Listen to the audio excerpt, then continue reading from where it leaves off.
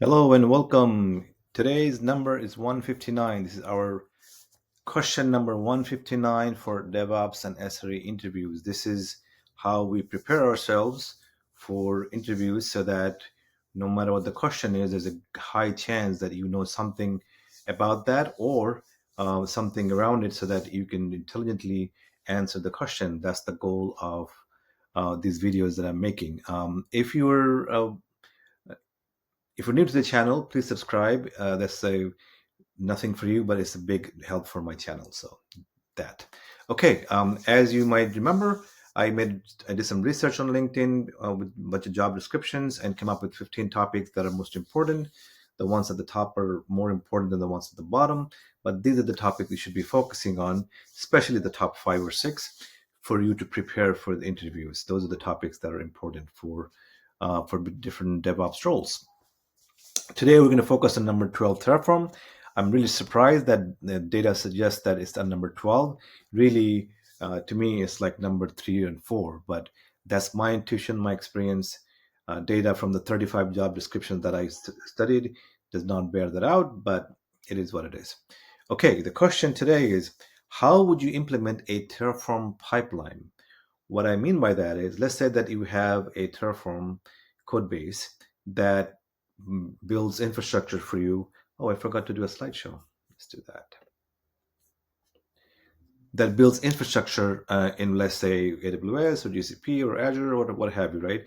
Your code lives in that code base. Now, if you come along and somebody else comes along and makes a change, you want a pipeline that does all the things that it needs to do to reflect the code change in the infrastructure in the cloud that you have. That's the question. Like, how do you do that, right?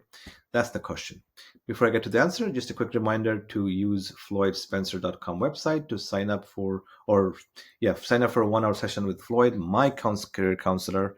And I have no financial affiliation with him, but he's passionate to help people who are in the job market. Okay, so what do you do? First of all, you have to use some kind of a CI/CD platform like GitHub Actions or GitLab. I forget what it's called in GitLab, or Jenkins, right? These are the major tools that are used to build the CI/CD pipelines. So what you have to do is in the same folder where you have your Terraform code files, you have your .tf files, right? You also put in the equivalent CI/CD file. Like in the case of GitLab, it is called .gitlab.ci.yaml. GitHub Actions, I forget what the name of the file is, but it doesn't matter. The idea is there is a file in the same directory that triggers all the actions that needs to happen for you to for this whole system to take effect.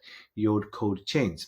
For example, let's say that you change an EC2 instance, right? This file will have essentially a bunch of shell script that goes around and does the Terraform plan, Terraform apply to make the change happen.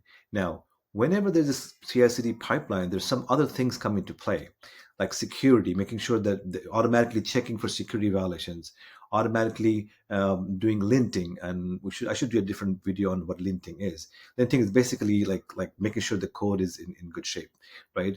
There, check OV. These are all security kind of things, and like I said before, once you've done all those basic things in those shell scripts, right, that are part of the GitLab CI file or equivalent GitLab Actions file, you also then you do Terraform validate, Terraform plan, and Terraform apply, so that your code is now the code's intent of what needs to happen is actually reflected in the infrastructure that you have.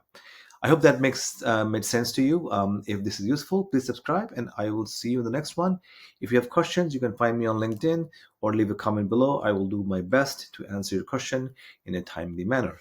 I will see you in the next one.